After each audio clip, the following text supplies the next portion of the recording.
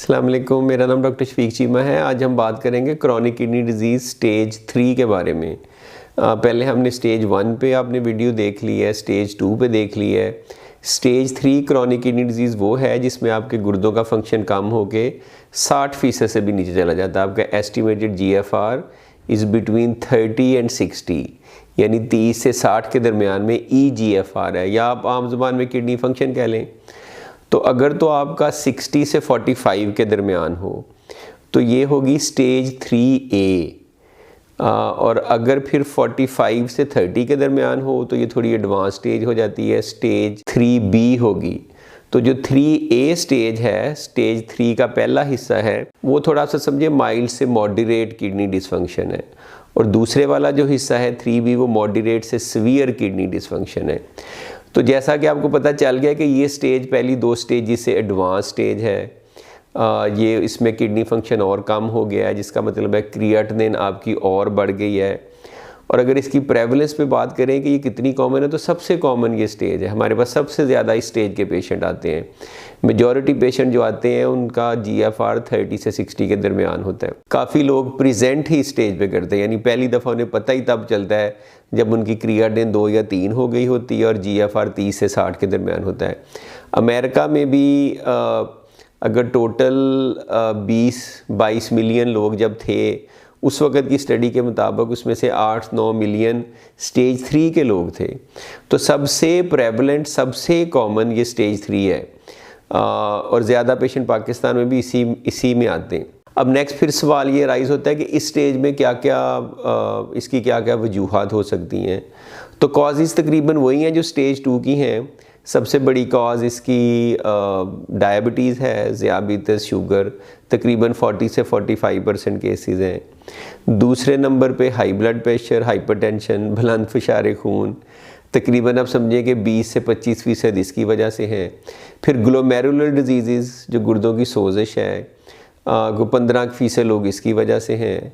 फिर polycystic kidney disease की वजह से, फिर इनहेरिटेड डिजीज़ की वजह से, फिर कुछ अननोन वजूहात की वजह से, जिसमें मेडिसिन आ जाती हैं, ड्रग्स आ जाती हैं, पेन किलर, हकीम मेडिसिन, बहुत सारे और फैक्टर्स हैं और डिजीज़ हैं जिनकी वजह से भी ये मसला हो सकता है। तो यही सारी वजूहात तकरीबन स्टेज 2 की थी, और यही स्टेज आगे बढ़ के स्टेज 4 और 5 होगी।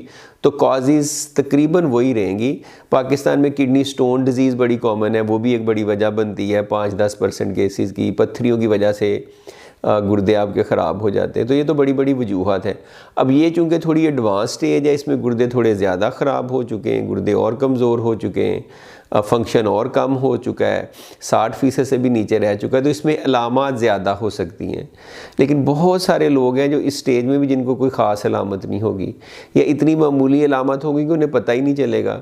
जैसे थोड़ी सी कमज़ोरी का हो जाना, वीकनेस, फटीग, टायर्डनेस जो होती है, थकावट, आप जल्दी थक जाते हैं। बंदा सोचता है कि पता नहीं नींद नहीं पूरी हुई, या थोड़ी खून की कमी है, या काम ज़्यादा है, हालांकि वो किडनी डिजीज़ की सिम्टम या अलामत हो सकती है। इसी तरह रात को पेशाब करने के लिए बार बार उठना, नॉक्चूरिया उसे कहते हैं, या दिन में थोड़ा ज़रूरत से ज़्यादा पेशाब करना, या पेशाब का कलर ज़्यादा क्लियर हो जाना, ये भी इस चीज़ की अलामत हो सकती है कि आपको किडनी डिजीज़ है। किडनी में पेन तो तब होगी जब आपको किडनी स्टोन होगी, वरना जो ज़्यादा इसकी कॉजेज़ हैं उनमें पेन या दर्द नहीं होती। थोड़ा सा नौजिया, मतली का हो जाना, अगर आपकी ग्लोमेरुलर डिजीज़ या शुगर की वजह से किडनी ख़राब हुए तो एंकल पे, टखनों पे सोज पड़ सकती है, जिसे एडीमा कहते हैं। सुबह सुबह उठें तो आइज़ के इर्द गिर्द एडीमा हो सकता है, स्वेलिंग हो सकती है, जिससे में थोड़ी सी खारिश महसूस हो सकती है। भूख और नींद की डिस्टर्बेंसेस भी हो सकती हैं, लेकिन इस स्टेज में यूजुअली कम होती हैं। अगली स्टेजेस 4 और 5 में जाके ज़्यादा होती हैं। लेकिन कुछ लोगों को हो सकता है, कुछ लोग बड़े सेंसिटिव होते हैं, थोड़ी सी कोई चेंज भी उन्हें पता चल जाती है। तो ये सारी अलामत आगे 4 और 5 में बढ़ती जाएंगी। सांस का मसला भी हो सकता है, अगर आपके पानी ज़्यादा जिस्म में इकट्ठा हो रहा है, फ्लूइड रिटेंशन हो रही है, इस स्टेज में भी हो सकती है। तो इसके अलावा भी बहुत सारी अलामत हैं जो मुख्तलिफ़ बीमारियों, जो कॉम्प्लिकेशन की वजह से हो सकती हैं। जैसे खून की कमी है तो थकावट बढ़ सकती है, हड्डियों में दर्दें हो सकती हैं, ख़ारिश हो सकती है ज़्यादा फास्फोरस ऊपर होने की वजह से, आई में चेंजेस आ सकती हैं। तो ये सारी अलामत स्टेज 3 में आपको आ सकती हैं, लेकिन ये याद रखें कि काफ़ी लोगों में इनमें से कोई अलामत भी नहीं होगी। एसिम्प्टोमेटिक डिजीज़ होगी। इसीलिए हमारे पास जब पेशेंट प्रेजेंट करते हैं तो उस वक्त बड़े परेशान होते हैं कि हमें तो कुछ महसूस नहीं हुआ, किसी वजह से टेस्ट करवाया तो आ गया, ब्लड प्रेशर जैसे बढ़ा है, ब्लड प्रेशर को ट्रीट करते रहे लेकिन कभी किडनी का टेस्ट नहीं करवाया। हालांकि ब्लड प्रेशर का बढ़ना भी एक सिम्टम है या अलामत है किडनी डिजीज़ की। तो अब मैं रिसेंटली एक पेशेंट देखी है मैंने, उसका ब्लड प्रेशर सिर्फ ज़्यादा था, किडनी का टेस्ट करवाया तो क्रिएटिनिन 2 थी, GFR 45 था, already she was in stage 3। तो पहले से हिस्ट्री थी ब्लड प्रेशर की लेकिन उसकी मेडिसिन कभी नहीं ली थी। तो ब्लड प्रेशर भी वजह हो सकती है किडनी डिजीज़ की। अब ये जो स्टेज है ना, इसकी ट्रीटमेंट बहुत अहम है क्योंकि इसमें आप तकरीबन मिडल में हैं। 1-2 अर्ली स्टेजेस हैं, 4-5 आखिरी स्टेजेस हैं, ये मिडल में है। इसमें अभी भी काफ़ी गुंजाइश बनती है कि आप अच्छा इलाज करके इसकी प्रोग्रेशन को कम कर सकें या कुछ केसेस में रिवर्स भी कर सकें, क्योंकि बहुत बड़ी स्टेज है। 59 GFR जो बिल्कुल इसके शुरू में है वो एसेंशियली आपकी क्रिएटिनिन नॉर्मल भी हो सकती है। 31 जो बिल्कुल आखिर में किडनी काफ़ी ख़राब भी हो सकते हैं। तो इसका इलाज बड़ा अहम है। इलाज में 3 चीज़ें, एक तो इलाज करना है अपने अंडरलाइंग वजह का कि अगर शुगर है तो शुगर का अच्छा इलाज हो, आपकी HbA1c 7% से कम हो, आपका LDL कोलेस्ट्रॉल 100 से ज़्यादा हो, अगर ब्लड प्रेशर है तो 125/80 से नीचे हो, उसका अच्छा कंट्रोल हो और वो ख़ास दवाइयों के साथ हो, ACE इनहिबिटर, ARB वगैरह जो मेडिसिन है जो किडनी को प्रोटेक्ट भी करती हैं।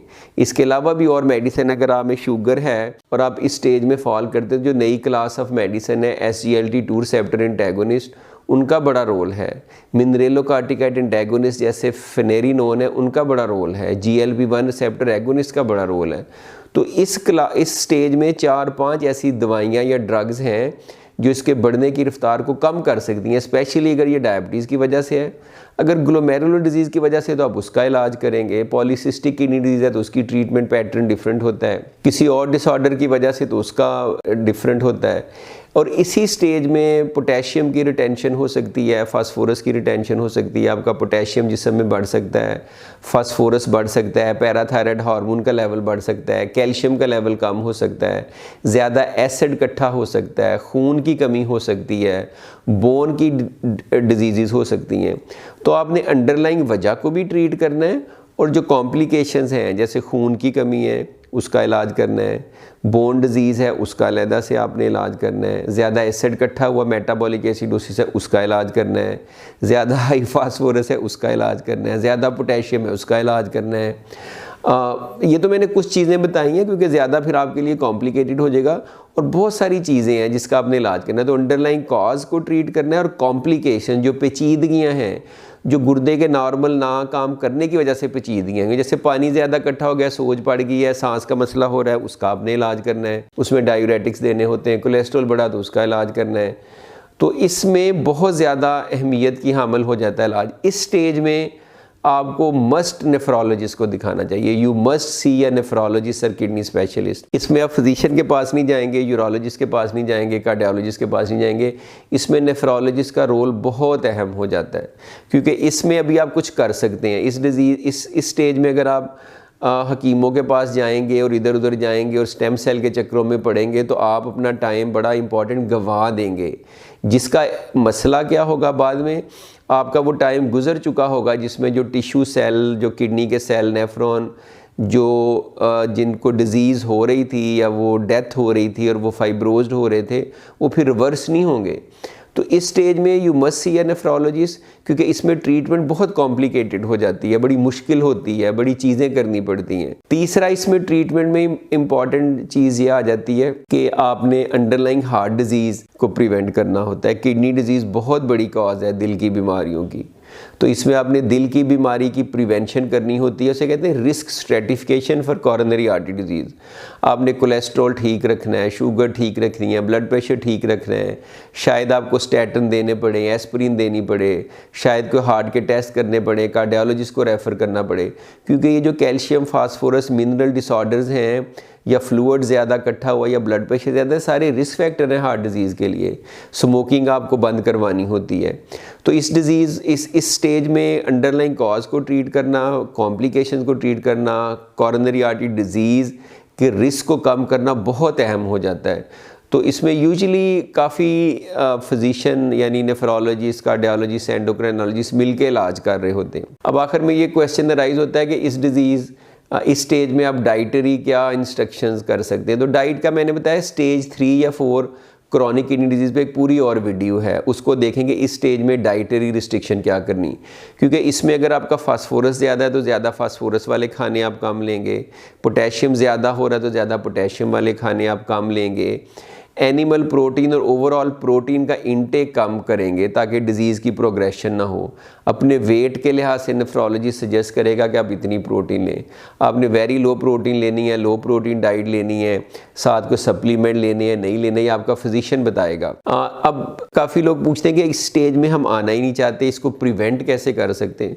तो प्रिवेंशन के रूल जो है ना, वो चाहे स्टेज 2 हो, 3 हो, 4 हो, 5 हो, ये तो उसी डिज़ीज़ की आगे प्रोग्रेशन है ना, वो सारे एक जैसे ही हैं कि आप शुरू से ही हेल्दी डाइट लें, वेट कंट्रोल में रखें, स्मोकिंग ना करें, फास्ट फूड ना खाएं, जंक फूड ना खाएं, अपना वेट ठीक रखें, शुगर से बचें, अगर डायबिटीज़ हाइपरटेंशन हो गया तो उसका अच्छा इलाज करें, खामखा में पेन किलर आर्थराइटिस के लिए ना लें, और एंटीबायोटिक्स ना लें, हैवी मेटल्स ना लें, अननेसेसरी मेडिसिन जो आप लेते हैं ना इरेक्टाइल डिसफंक्शन के लिए और फर्टिलिटी के लिए और हकीमों से मुख्तलिफ उसकी वजह से जो नीम हकीम ख़तरा जान होते हैं, वो पता नहीं क्या क्या देते हैं। मेरे पास बहुत सारे पेशेंट आते हैं कि किसी और मकसद के लिए लिए और उसके बाद प्रोटीन आनी शुरू हो गई, किडनी ख़राब हो गए।